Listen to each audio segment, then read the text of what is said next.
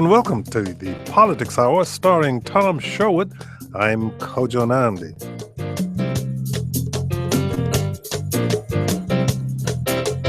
Tom Sherwood is our resident analyst and a reporter with NBC4. He's also a columnist with the current newspapers. Last week you announced that you were going to be on vacation during the course of this week. Did that actually happen? Yes, it did. I was off all week, and on Monday I did a silent retreat at my own home because it's a lot cheaper. No phone, no message, no email, no TV, no radio, nothing. Just me in my apartment, quiet for over 8 hours. Did you actually practice some form of transcendental meditation? No, I cleaned up my old tax records from the 1990s. No, that's but not saying a word and not talking to anyone. It's a remarkable experience. I kind of liked it. I felt like I'd been gone for 2 or 3 days. Well, maybe that's what you should do whenever you have a vacation someplace. Instead of going someplace, just stay by yourself for a while. It's pretty good. Might work out. Also joining us in studio is John Cook. He is a Fairfax County Board Supervisor. He's a Republican representing the Braddock District. Supervisor Cook, thank you so much for joining us. Thanks for having me, Kojo. It's great to be here. If you have questions or comments for John Cook, start calling now, 800-433-8850. You can send email to kojo@wamu.org. Shoot us a tweet at Kojo Show or go to our website, kojoshow.org. Watch the live video stream, ask a question or comment there. Before we get into the specifics of Fairfax County, there was a poll taken and released yesterday by Christopher Newport University indicating that if Donald Trump becomes the Republican candidate for president, as many as 29% of Republican voters in the Commonwealth of Virginia say they'd vote for somebody else or not vote at all. 13% say they would vote for Hillary Clinton. Another 13% say they would opt for a third-party candidate. And 3% say they would not vote at all. Tom Sherwood, I know this is something that interests you. Well, I think a lot of people may not be familiar with the Christopher Newport School, but Yes. Quentin Kidd, who runs it down there. But it's a very well-respected school, and its research into Virginia politics is people pay attention to it. Which is why Quentin Kidd has been frequently on this broadcast. Right, and it also the flip side of that, of course, is that if people the Hillary Clinton's voters or Bernie Sanders voters are far less dug in as to who they won't support. So it seems to me, I'd ask Mr. Cook this as a Republican, a suburban Republican. Virginia is a purple state. Florida, Virginia, Ohio are key states in the presidential campaign. I'm not even sure who you're supporting, but what do you make of the poll? Well, it's when you're talking about the general election, it's pretty early on, talking about, asking people to speculate what they would do if somebody was nominated in a few months and then how they feel in the fall. I think it is. So I'm not surprised by it. I think, it's Donald Trump would have a difficult road if he were the nominee. But, it's too early to tell. There's a lot that might happen between now and November. Who did you support in Virginia? Well, I am on Governor Kasich's team, and we'll see what happens. He's the sleeper. Well, he is, and I think there's a lot of primaries still to come, and I think the voters have the right to speak through their votes, and then it's a delegate process to convention, and there will be some candidate will get a majority of delegates, and then under the rules of the convention, that candidate will win. So a lot of people think Kasich is the one the Democrats should fear. He doesn't have all the negatives. He is a conservative, but he doesn't have all those negatives that Ted Cruz has, or even Donald Trump. But there's a difficult path for him to get there. I think you're right on all those points. It's a difficult path for him to get there, but obviously, given what just happened in Wisconsin with Ted Cruz beating Donald Trump, it's now kind of up in the air as to what's going to happen, A, between now and the convention, and B, what's likely to happen at the convention itself. Inquiring minds want to know, what do you think will happen? You want to speculate? I don't know what's going to happen. If you talk to your friend Corey Stewart in Prince William County, he's running the state campaign for Donald Trump. It certainly appears more and more likely that no candidate will go into the convention with a lock on a majority of delegates. And then I'm sure there'll be a debate on rules, as there usually is. This time, people will pay more attention to that debate. Will you be a delegate? I will not be a delegate, so I will be. Were you last time? I was not. it'll be interesting to watch. As we said, our guest is John Cook. He's a Fairfax County Board Supervisor. The county's financial health has been in the news with headlines like "This model of wealthy suburban living is starting to fray." There are concerns about funding for the county's schools, parks, roads, and services. How did Fairfax get here? Actually, I think Fairfax County is in very good shape. I think 95% of local governments across this country would love to be in the financial position that Fairfax County is in. Yes, the national economy has not been great for 8 years now. The Northern Virginia economy has been difficult because of the backing away of of defense contracting money from the federal government. So our economy has to adjust. And like all local governments, we have had a bit of a revenue squeeze, and so we have made difficult but necessary choices in our budgeting. I think our county has done well working through those issues, and we've got to continue to work in a challenging financial environment. Let me just follow up on that for a second, because there's been heated debate, much more heated than normal on the board, about how to address these issues. But ultimately this week, the board passed a new cap on property taxes, allowing for no more than an increase of 4 cents that would bring it up to $1.13 per $100 of assessed value. How will that help? Will that, well, some would say fairly small increase address the shortfalls in the budget? Well, we have to every year balance the impact of increased property tax rates with the desire for spending on programs.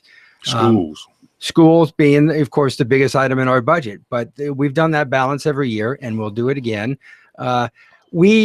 We cannot keep putting on our residential taxpayers the full burden of all spending. That has a especially disproportionate impact on senior citizens, because our only real means of revenue is the property tax. And so there was a proposal to put it at 5 cents and another even less popular proposal to put the cap at 6 cents. But you raise senior citizens because they and others on a fixed income who live in the county, there are concerns they won't be able to afford to stay in the county if property taxes keep going up. I think that's a valid concern. It's a concern that I have. I don't think that we can continue to have significant increases in the property tax rate. For the last 4 years, over the last term of the board, the rate went up 2 pennies in 4 years. And we came through 4 years of tight budgets in pretty good shape. So to be saying that somehow the advertisement at 4 cents does not provide enough, I don't agree with. I think that I think we will have a budget that will provide for needs, but we do have to have continued discussions, and the board has pledged to have that. We're going to look at new revenue sources. I have proposed that we ask the General Assembly for authority to tax cigarettes and alcohol at rates that our cities in Virginia can do. That would raise money for schools. Others on our board are advocating for meals tax, and our board's going to have that discussion this spring about what revenue sources we should seek. Is there any indication that the General Assembly, which guards its power to say what you can do and can't do very strongly in the Virginia, any indication that they would go along with your proposal? It certainly is a difficult road, but it hasn't been pushed. There's been a bill for the last 2 years for the cigarette tax that hasn't gotten out of committee in the House, but it hasn't been one that has been pushed in Northern Virginia. And I think it's time that we look at that. We do, as you pointed out, Tom, there's a lot of demand for school spending, especially, and we have to all get on a page and say, well, where should we put our shoulders to the wheel here and push, and I hope that's something that we're going to do to advocate for that authority for spending. Steve Fuller, the economist is he an economist? From George Mason University, says that the area is growing, even as the infrastructure is aging, federal government is shrinking. It seems to me that the county, even though it is in basically good shape, is being squeezed more than ever before since the growth of the suburbs 40, 50 years ago. Well, certainly if you compare 15 years ago when we had a real estate bubble that looking back, we now know was a bubble, and there was a lot of new not a lot of new spending. That was a different economic environment. But the key is you always have to be looking ahead. And so we have a new plan for economic success in Fairfax County that we passed this year. It's a forward-looking plan. And so instead of looking back 15 years and saying, oh boy, wasn't it nice when real estate was rocketing and in a bubble, instead we're saying, where are we now? What's the county look like? What are the challenges and what are the opportunities? Are you getting the millennials? Arlington has one of the largest, growth in millennials who don't want to live in the city itself are living in Arlington. Where are you getting the young people who will be able to afford the houses, be able to afford the cost of school? We're going to, because if you drive through Tyson's or you drive through Reston, you're going to see a lot of buildings under construction. These are 24-story. Class A, the best buildings you can buy because business wants to locate in Fairfax County, and the millennial workers are going to want to live near where they work. They like to ride transit. And so we're approving a lot of residential development in Tyson's and Reston. Millennials will come, they will work and live in a transit-oriented, urbanized environment. That's going to be exciting for millennials. But this is the politics hour. How do you, as a Republican, and what would you call yourself, a moderate conservative Republican? I try not to put labels on. I try to think of myself. We love labels. I know you do. But I serve everyone in my district and everyone in the county. And I like to think of myself as common I look sense. at you have a very broad-based activity. I looked at your website and other things you're doing, but the Republican Party, there's a crossroads. I mean, we talked about the presidential race, but the Republican Party is in danger of losing the millennials on social issues, on what government should or should not be. I just see the state party today. Jerry Kilgore, the former Attorney General, has been named the finance chairman for the state Republican Party to get the party through this presidential year and get geared up for the gubernatorial race next year. Are you concerned at all that the campaign for president is going to sour young people, millennials, on the Republican Party? Well, I think it depends where that campaign ends up. All I can say is I represent a district that voted about 58% for President Obama and then reelected me twice. And, I think I've set a course that, that Republicans ought to look at. I am fiscally conservative. I, support pro-growth economics. When I think in terms of making families stronger, so I've been an advocate against domestic violence. I've been an advocate against sexual assault. I don't know anybody who's for domestic violence. Right? No, but there's a lot of people who just turn an eye or don't give it the emphasis that it needs. Because in Fairfax County, when half of our homicides are based in domestic violence, it's something that we ought to be concerned about. We ought to want strong families, and that's true in Prince George's County. A lot of people are saying, in Montgomery County too, a lot of things are driven by domestic violence. Yeah, it's a big issue. It's an important issue. I've taken it on as one of my primary focuses. Gentlemen, don your headphones, please, because we're about to go to the phones where Scott in Reston, Virginia awaits us. Scott, you're on the air. Go ahead, please. Hi, I live in Reston, and I'm a small business owner. I've owned my company for about 10 years. And I'd also just like to say that I absolutely love the economy in Reston, and that company has been doing really well. But what I'm not really seeing so much with Fairfax County is a lot of sort of more opportunities for small business to have public-private relationships and contracts. So it seems like a lot of other small businesses are really sort of more driven towards federal partnerships as opposed to with the county or the state.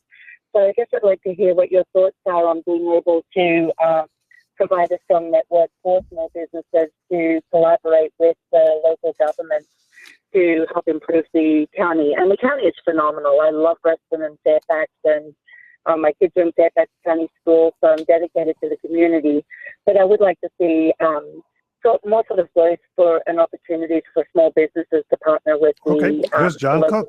You are absolutely correct. What a great question, because one important part of our economic success plan for Fairfax County is to emphasize small business. And I've been one of the people in the county advocating for those public-private partnerships that you're talking about. We've got a lot of opportunities in our county, in our school system, businesses that want to partner with local government to create economic growth, and that is critical. Small business is always the future of the economy, and it's absolutely an important part of the future of Fairfax County. Are you talking about privatizing parts of the government and allowing private business to do it? Or what do you mean when you say public-private part? Give me as an example of a good PPP.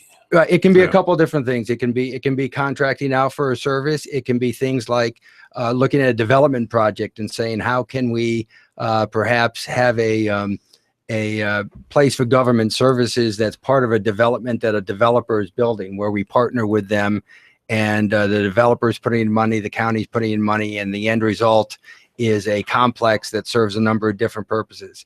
Having all sorts of things, looking at schools and libraries being together and co-located, and there's a lot of opportunities to work together on things. The business community is a great source of ideas, and we should be encouraging business to come forward, and they are coming forward and saying, let us work with you on various things. Schools. School Superintendent Karen Garza says the county is putting the school system in jeopardy because of a funding shortfall totaling around $68 million. Will the schools suffer in this current budget climate?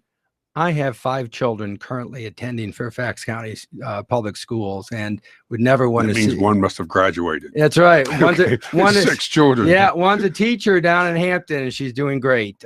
We love our teachers.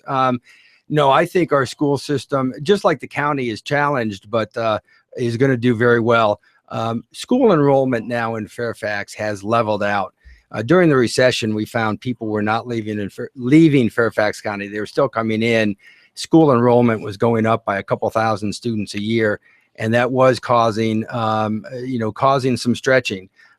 With enrollment now leveling off, with level enrollment, and we're talking about above 3% increases in the transfer to the school. So sure, we need to work together, but we're going to continue to have a great school You system. may love your teachers, but when it comes to teachers' salaries, it's my understanding that teachers can make an additional $15,000 a year simply by moving next door to Arlington. How do you address that, Ken? Well, we have to put more money in the teacher pay, and that has to be done in 2 ways. One is the school board, which makes the school decisions about how to spend the money, has to give top priority to teacher pay instead of having it be farther down the line. And then we have to do our job and step up and find sources of revenue for the schools. If we were able to get cigarette tax, alcohol tax, or if we have a meals tax or one of these other revenue sources, we ought to commit that to teacher pay. A segment of that ought to be dedicated to teacher pay so that we can address that gap in teacher pay. Because you're right, over the course of a career, Fairfax teachers are falling behind, and we need to catch up, and we can do it. Let's talk about just for 1 second to digress on the issue more broadly of books in schools. Governor McAuliffe vetoed legislation that would have allowed parents to decide whether or not to allow their children to read sexually explicit textbooks. It was nicknamed the Beloved Bill because the supporters have cited that work as a book that's too graphic for some students. Where do you come down on that issue?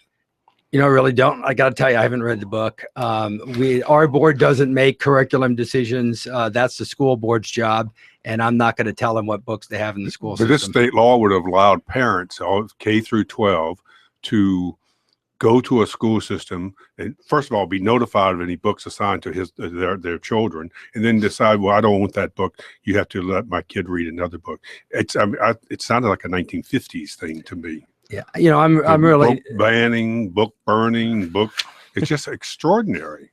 But there's so many things you guys need to do. Well, that's right. I mean, and that's why I really haven't spent any time looking at the issue. I haven't pulled up the book to read it because it's not the governor vetoed it. So that's right. So it's not an issue. It's moot at this point. There you go. Here now is Josh, who is in Fairfax. Josh, your turn. Hey, thanks, Kojo. Love your show. We just heard that the schools have leveled out in Fairfax, which is great. But what are we doing to address the fact that they've leveled out at a high level? My son's in I think there's 35 kids in his 5th grade class in the Fairfax school system. I mean, it's with one teacher. Our kids are in mobile classrooms. They're stretched to capacity. And if they've leveled out at that level, that's great. But let's match the resources that they need to that level. I'm not seeing that happen in Fairfax. But Josh, you're absolutely right that we need to put more resources in our schools, and we're going to do that. We're going to have a meeting of our board later this spring to talk about new revenue sources. And then we're going to have a meeting, a joint meeting, a retreat with our school board to talk about how to spend those resources. And the first priority in my book has got to be teacher pay. But yes, we have to continue to work on making sure that our school system stays a great school system. It's a great system now, and we can make it stay that way. And the population of the school system is far more diverse now than it used to be. Absolutely. It's a characterization of that. It's a different school system. And so, you know, the priorities of 20 years ago are not necessarily the things that we ought to be priorities now. For example, we know that career and technical education, very important, because somewhere around half of our Fairfax County graduates will not become graduates with a four-year college degree. So preparing them for the workforce, working with our industry to have career and technical education, very important. We have a greater percentage of special needs students. Language disparities. Languages. We need to teach English to students who don't speak English. So those need to be priorities in our school budget. There was a time when, as a Fairfax County lawmaker, you would have free access to county parks, facilities, golf courses, swimming pools, fitness centers, but under the state's new ethics laws, no more. How do you and your colleagues feel about that? That's fine. Well, they now make 95. Didn't this year you guys start making 95,000? That's true. It was a $20,000 raise. Do people gripe about that? Only when I bring it up. Only when people like you bring it up. No, I mean, you know, look, I voted against it. I thought it was too big of a jump at the time we enacted it.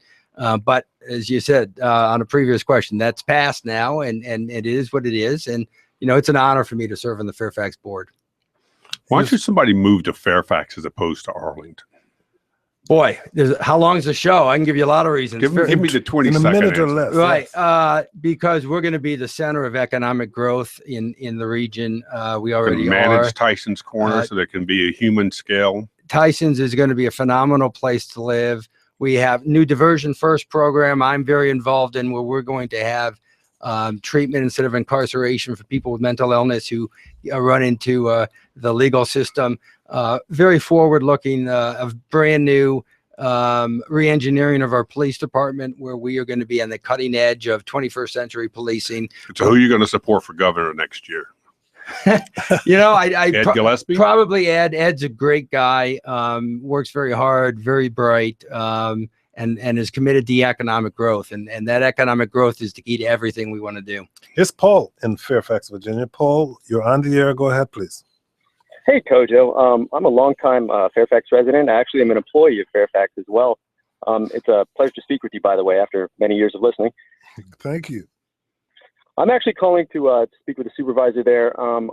I've actually worked for the county for almost 9 years now, and I've noticed every year we have the same argument over the real estate assessment rate, essentially paying for whatever increases in funding for various county agencies. But I'm seeing that come at the cost of basically everyone I work with, specifically on the public safety side, is starting to move farther and farther away from the county because they're finding it very difficult to afford housing in this area. I was wondering if there was any way they could address either employee compensation increases or affordable housing for people that don't obviously make in excess of $100,000 a year. Right. Well, those are great questions and issues as well. You know, last year, 2 years ago, I was part of a subcommittee that put together a new compensation plan for our general county employees, and we're fully funding that plan this year. We have committed to the funding the public safety compensation plans as well. So, you know, there'll be a full MRA as well as your regular increases this year. We know that we've got a plan to go through all of the various categories of our employees over the next few years and make sure that we are competitive in the market on pay. So we're going to be doing that with public safety because that's so important. And yes, we have to continue to look at affordable housing. You know, I want to encourage the private sector to build as much housing as it can for good working people like yourself. And we in the county need to have policies to encourage the private sector to create that housing, because I want you and your colleagues to stay here living in the county and working in the county. The final issue in Fairfax, parking enforcement, targeting cars awaiting state inspection for repairs. One of your colleagues introduced a bill that was signed into law this week by Governor McAuliffe prohibiting that practice. Was this a money-raising endeavor on the county's part, or simply the work of overzealous ticket writers? It certainly was not a money-raising activity because we don't, in Fairfax, we do not use parking enforcement as a revenue measure. I will say that was not my district where that happened, and I understand from the former Sully supervisor, Mike Fry, my friend and colleague from last year when this story broke, that there were some details of that, as I understood it to be sort of not necessarily a single incident, but certainly not a countywide incident. But no, we do not want people to have to pay any sort of fine when they're waiting to have their car fixed. John Cook, he's a Fairfax County Board Supervisor. He's a Republican representing the Braddock District. Thank you very much for joining us. Than's for having me on the show. Sounded way too moderate. No, he didn't. He sounded just fine. Tom Sherwood is our resident analyst, and he's a reporter with NBC4 and a columnist with the current newspapers. Coming up is Phil Mendelson. He's the chair of the D.C. City Council, or the chair of the D.C. Council. It's not a city council. It is not the city council. Thank you very much. It is a council. But before we get specifically to that conversation, this past Sunday, Ivanhoe Donaldson died, and there are a lot of people in this town who live in this town now who have no idea who Ivanhoe Donaldson was. So I'd like to start off with this report we had on Ivanhoe Donaldson on WAMU by Jacob Fenston. He was Marion Barry's Olivia Pope, or Tom Hagen. Donaldson first met Barry in the early 1960s. They were both activists with the Student Nonviolent Coordinating Committee, or SNCC. Here's Donaldson in an oral history interview with the University of Southern Mississippi. SNCC became not only a place where social change was fermenting, it became a university, and you were constantly talking about organizing and techniques of organizing. Donaldson spent weeks in jail and had numerous brushes with death, including narrowly escaping a lynch mob in 1961. Cortland Cox is another civil rights veteran who met Donaldson during those years. Okay, let me just see. When I met Cox, he was trying to pull up a video on his phone. Let me see. It's the civil rights song, They're Falling All Around Me, a song that's been on his mind since Donaldson's death. I mean, basically, it's the passing of a generation of people who 50 years ago made tremendous changes in this country. They did it through the sit-ins, they did it through the freedom rides, they did it through the voter registration drives, they did it through political organizing in the cities. His passing is another one of our soldiers who's gone on home, and really going to miss him. Frank Smith is another former SNCC activist who met Donaldson in the 1960s.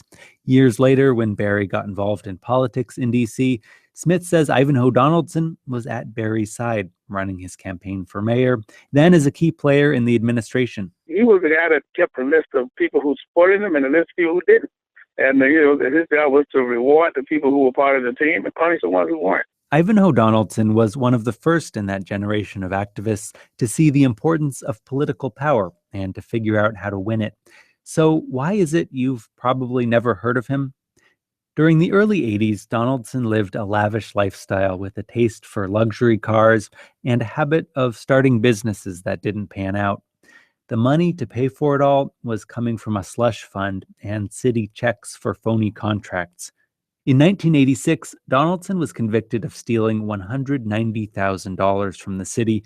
He spent 3 years in jail. I don't dwell on that. Cortland Cox says all the good Donaldson did more than balances out that one really big mistake. When I look at it in a balanced view, he led a consequential life that everybody should be proud of. Just 1 year after Donaldson was released from prison, Marion Barry was himself under arrest on cocaine charges. Harry Jaffe with the Washingtonian says Barry's career might have gone differently if Donaldson had stuck around. Donaldson was always the guy who could challenge Barry, the guy who, as Barry lost control, might have said, "Yo, Marion, Brother Barry, stop this craziness." Ivanhoe Donaldson passed away on Sunday at the age of 74. I'm Jacob Fenston. We're talking about Ivanhoe Donaldson with Tom Sherwood. He's our resident analyst. And joining us in studio is Phil Mendelson. He is chair of the D.C. Council. Phil Mendelson, thank you for joining us. Thank you for having me. It's good to be here. Did you know Ivanhoe Donaldson? How? Yes, not well. I mean, I was elected to the council in 1998, and he left the government in 1982, 1983. but I did know him. You used to work for Councilmember David Clark at one Yes. time, did you not? And Yes, in the 1990s. Tom Sherwood, how did you know Ivanhoe Donaldson? Well, I knew Ivanhoe because of his political wherewithal around Marion Barry. And Cortland Cox has it about right. It's unfortunate that you cannot, in a public life, say, okay, well, he did these bad things. He did more good things, so therefore he was a good person. The bad things don't matter. The bad things matter. The siphoning of money from public accounts matters because it does sully the reputation of someone who had worked very hard, who had been a Michigan State student and got involved in the civil rights struggle. And it's unfortunate we've kind of candy coated the civil rights struggle now. People don't quite realize that lives were in fact in danger every moment during the civil rights struggle. And Ivanhoe was a soldier in that fight. And he came to town. Cora Masters Barry said it best about him and Marion Barry. She said that Ivanhoe called the plays and Marion ran the ball. And he was a strong person who helped bring African-American political, economic, and social power to a city that to this day is still largely run by white people. So he did a lot of great things. And that's why I get so angry when I think about the small potatoes corruption that he engaged in that ruined what otherwise could have been a much better situation. Full disclosure here, Cortland Cox was one of my early mentors when I first came to Washington, D.C., and it was through him that I got to know Ivanhoe Donaldson. Later, as a reporter covering the city, I got to know him as the campaign manager for Marion Barry's first two campaigns, and in some of the positions that he occupied, I suspect that a lot of people believe that what Harry Jaffe said is true, that were he around, Marion may not have slipped into the kind of behavior that he slipped into ultimately. Well, I have to say Barry was a strong personality. I'm not sure anyone would have stopped Barry from what he was doing. But I also saw an interview that Ivanhoe did, I think it was in 2014 with Bruce Johnson from Channel 9, in which he made the point that Marion made Cortland Cox in charge of the Office of Minority Business, and in a lot of respects, Ivanhoe was the enforcer. He made the city's money that was being put, he took the city's money out of the treasury and put it into banks here and made a lot of those banks have African-American directors on their boards when they didn't before. This is across the board. I don't care what business it was. But if you were a law firm, you want to do business, Marion Barry and Ivanhoe would say, well, where are your partners? Exactly right. And whatever business it was, so it was very important. Again, that's why it is so bad that he decided to take $4,000 here and $6,000 here and small amounts of money to undermine the very significant social, economic, political changes that he and Marion Barry brought. And that's why I'm kind of sad about I have to mention one other passing this week, Alma Brown, the wife of the late Commerce Secretary Ronald Brown and the mother of the former D.C. Council member Michael Brown. She was well known and highly respected in this town. Can I just very quickly say, Bruce Johnson over Channel 9, Channel 4, don't listen to this.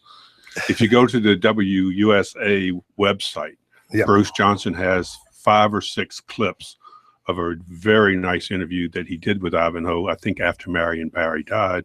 And you'll get a good sense of who he was. Yep, that's exactly where I saw them myself. Our guest is Phil Mendelson. He's chair of the D.C. Council.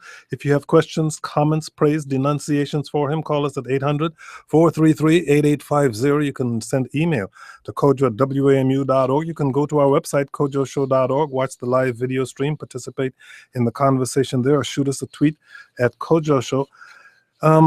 Council Chair Mendelson, the McMillan Reservoir site development, controversial to say the least. You introduced emergency legislation this week that the council approved to waive a competitive bidding requirement. Can you explain that move and why it was necessary, especially since you once opposed this project on preservation grounds and now you're guiding it forward? What's changed for you? I think much more is being made of what the council did this week than is warranted by the substance of it. The facts are this, that the district back around 2007 picked a partnership team called Vision McMillan Partners, or VMP, to develop the site. And since then, there have been a number of actions reaffirming that decision that VMP would move forward, including in 2014, when now Mayor Bowser was chair of the council's Committee on Economic Development and moved 3 bills to dispose of the property to Vision McMillan Partners, or VMP. What's at issue here is that Macmillan is a legacy project from the National Capital Revitalization Corporation, which was dissolved by Adrian Fenty in 2007 or 2008. And at the time, NCRC was exempt from the city's procurement laws. In other words, that the city could go forward after selecting VMP and make subsequent decisions on a sole source basis.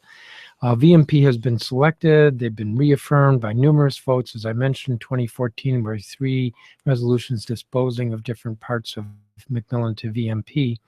And but it turns out that when the council rewrote the Procurement Practices Act, the exemptions that the Deputy Mayor for Planning and Economic Development had inherited had, as a matter of technicality, sounds been like dropped. your vote for the council, because I know people get lost in the details, but it seems to me your emergency legislation just says move this project forward. We've had enough discussion about it. Let's clarify the legal entanglements and let's just go forward because we've had enough votes for it. Even though that's DC Auditor Kathy Patterson, Yeah, I was going to bring up Kathy Patterson, former DC council auditor. member, DC auditor, has said this has been mishandled and that it should be rebid.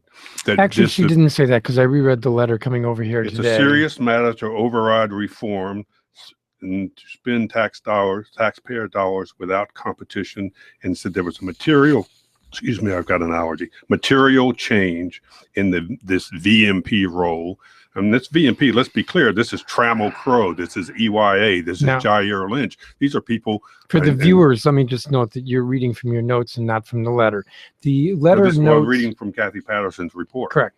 The auditor sent a letter in the fall in which she noted that in around 2009, the role of VMP was expanded, that it went through a legal sufficiency analysis by the Attorney General and was deemed legally sufficient. She did not argue or contend that there was any illegality. What she did was she said the auditor's office has concerns that there was not competitive bidding. And I don't that think the I best- said anybody illegality. It's just Sure. that the process But has no- been massaged in so many different ways. The sausage is particularly ugly in this case. Her argument was that competitive bidding in real estate deals is the right way to go. And there was competitive bidding originally in 2007, and subsequently there was not competitive bidding. The expansion of VMP's role was done on a sole source basis. But she didn't say there was anything illegal. I didn't say illegal. And the paragraph that you cite in her letter speaks to actions that occurred in 2009.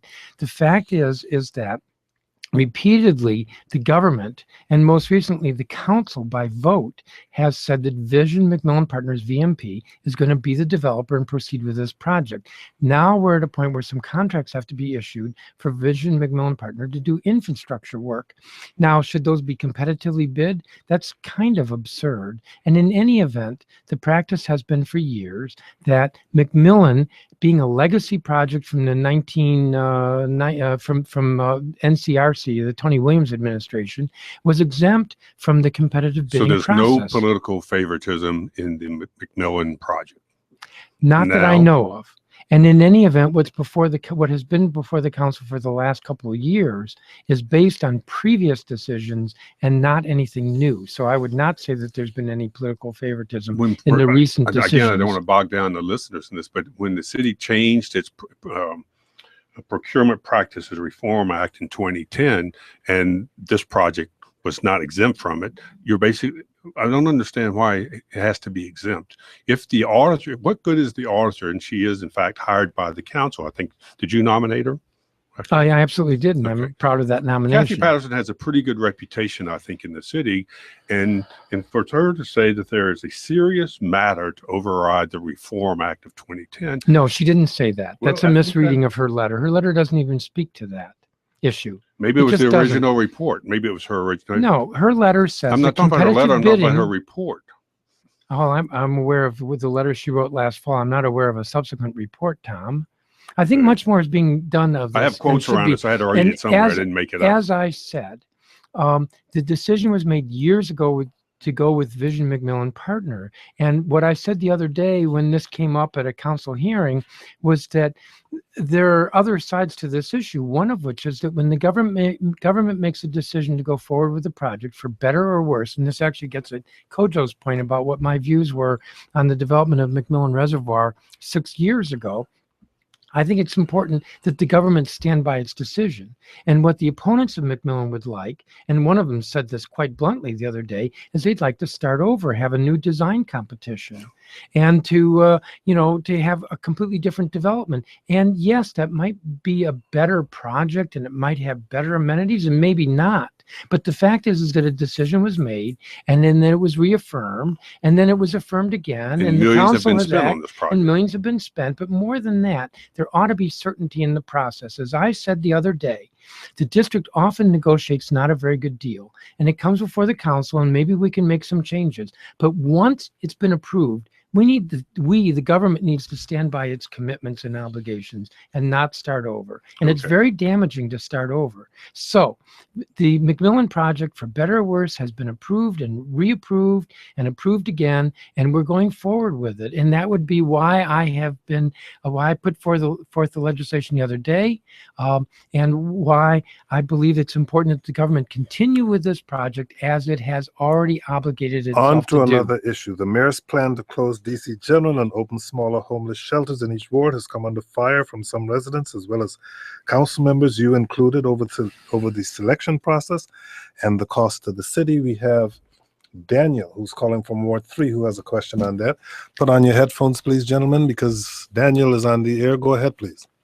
Thank you, Kojo. I have a question for Chairman Mendelson about the shelter plan. So the mayor is in a design phase, it seems, of this shelter plan, but the whole plan has been called into question, the costs, the process, the site selection, so which seems to be a total disconnect. So how are you seeing the situation now? I mean, should the mayor go back and start all over again?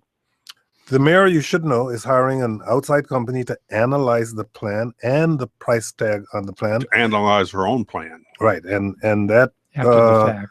That's on a very tight timeline, but let's hear what the council chairman has to say. Well, I want to step back in time a couple of months ago when the mayor announced the proposal. And at the time that she announced the proposal, there was widespread concern that the idea of closing DC General and replacing it with 7 shelters around the city would generate a lot of opposition. And so she presented this as a package. She was very careful to not present one ward before another, but all 7 sites at the same time. And to make the point that we've got to go forward with all of this. If we're going to close DC General, we have to replace roughly 280 units, and we can't be picking this apart. She's won that battle. If you think about it, and most people haven't, nobody now is talking about, oh no, we can't have one in Ward 3, or we can't have one in Ward, pick another ward. We've got to go forward with all of it. The concern, which the caller touches on, is whether the economics of these particular deals is the best economics. Now, I don't agree that we should go back and start all over, but I do think that the council needs to be looking at whether the economics of these particular deals are good. The bottom line is this: we're going to spend hundreds of millions of dollars over 20, 25 years. They're all leases. And at the end of that time, we will have paid for building these buildings, but not own them. In fact, the value that will have been enhanced in the property because of these buildings that we're paying for goes to the property owners. And we end up with nothing. And we don't even have the homeless units at the end of these lease terms. And I'm not sure that that's a good deal. And on top of that, there's some evidence that the price that we're paying through these leases is far in excess of what the value is. Now, some folks are defending this, saying that, the need for to provide homeless services is going to cost more, yes, and that providing a replacement shelters is good, yes. But as I said to somebody earlier, we can all agree that it's good if I have 3 meals a day. But that doesn't necessarily mean that I should pay $500 for dinner tonight. Especially, it's one thing if I have $500 at Ruth's Chris Steakhouse for dinner tonight, but what if it's $500 at McDonald's tonight for dinner? And that's really what the question is here, is whether we're getting the best deal on these. So leases. Politically, where does this stand? I think the mayor wanted this voted up or down without changing one site in one ward to change in another. Correct. When is the vote? Where do we stand on Well, this? What has to happen in your world politically to get? I had hoped that the vote would be this month. We're still doing some analysis of the financial analysis of the real estate deals, and there's pretty And who is we? Is that the widespread. budget office? Who is we? The council, the committee, the whole staff, and the budget office, And various council members. There's pretty widespread disagreement about the proposed shelter in Ward 5. That has nothing to do with the economics of the deal, although there are questions about that. This is, when you talk about environmental justice, the Ward 5 proposed site is, I think, the poster child of what you don't want in terms of environmental justice. And residents in that ward have suggested several other sites. Yes, they have. But let me just say, so everyone knows, it's located next to the railroad tracks. It's got located next to a bus parking lot. Although it's got some distilleries near it too. Those are great. And a strip club.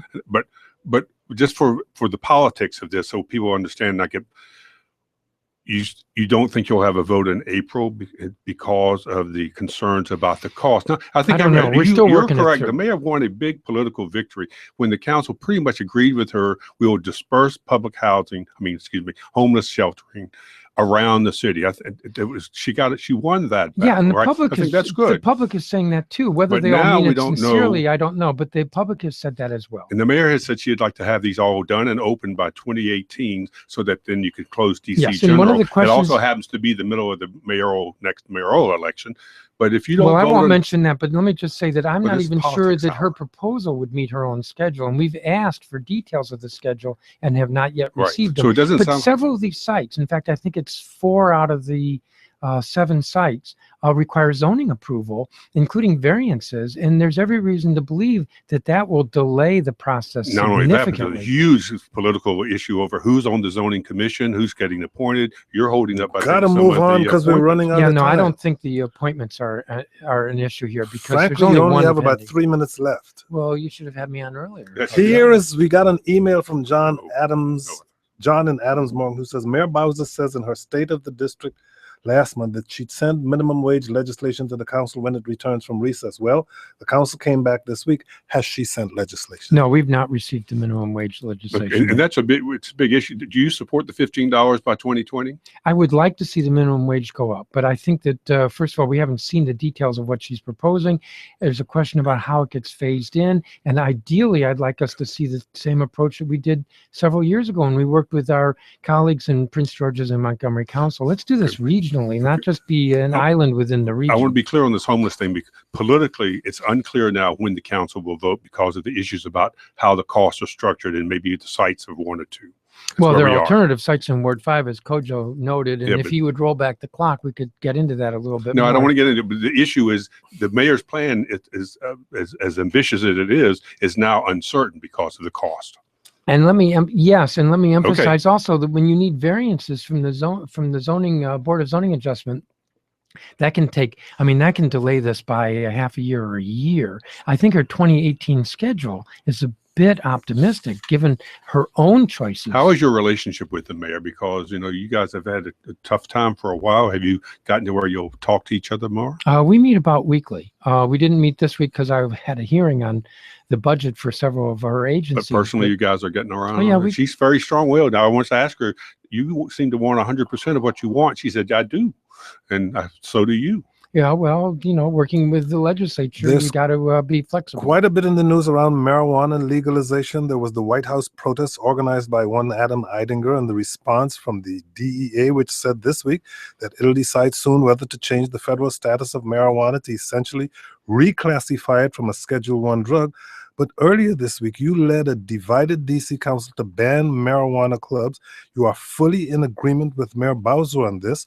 It's the second reversal on this issue in 4 months. I still don't agree. Others argue that black residents are still disproportionately arrested and charged with smoking marijuana in public, and that's why many advocates say pot clubs are important. Now your response. Well, first of all, the council didn't reverse anything. There have been 7 votes, which is a majority of the council, for not permitting these private clubs. The private clubs might make sense if we were able to regulate. But because of a congressional rider, the local government, the council is unable to regulate in this area. And in that context, not just me, not just me and Kenyon McDuffie, chair of judiciary, not just me and Kenyon and the mayor, but the three of us and the chief of police have all been on the same page here, that in the current context, we can't have these private clubs. Because that would be a regulation? Because we can't regulate around it. The congressional mandate is that you cannot spend any city money to enforce marijuana. And so what we have is we can have it in our homes, but there's no enforcement or taxing or anything.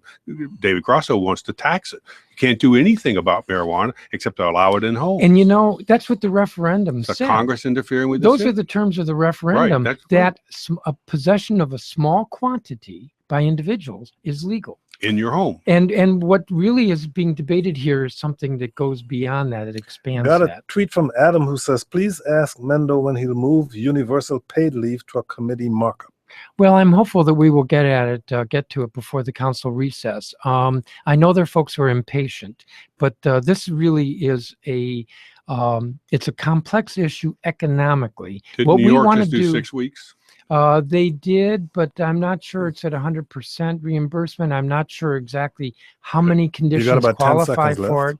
And we want to do this right so that we have the best universal paid leave program in the country, that because we can't tax in non-resident employees, we can adequately fund this. Phil Mendelson is chair of the DC Council. Thank you very much for joining us. That's it for the show this week. But remember, we've got lots going on off air as well. Visit kojoshow.org/blog and check out sound from our tour of the Anacostia Community Museum exhibit, 12 Years That Shook and Shaped Washington 1963 to 1975, and to read about local teens who are designing changes they want to see in DC neighborhoods through a program at the National Building Museum.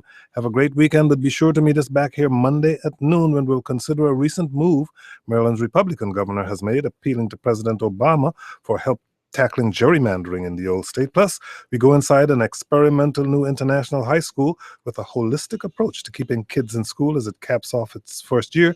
That's coming up on Monday. Tom Sherwood, always a pleasure. Thank you all for listening. I'm Kojo Namdi.